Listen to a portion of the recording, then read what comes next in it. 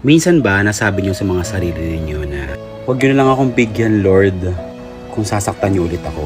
Di ba madalas nasasabi natin yan lalo na kapag galing tayo sa heartbroken o yung mga taong nangako sa atin na mamahalin tayo, yung aalagaan tayo, tapos sila rin pala yung magbibigay ng trauma.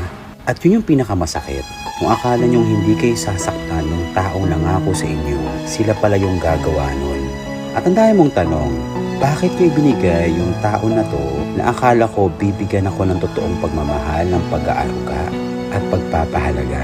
Pero lagi nilang sinasabi, meron dumarating na mga tao para bigyan tayo ng aral sa buhay.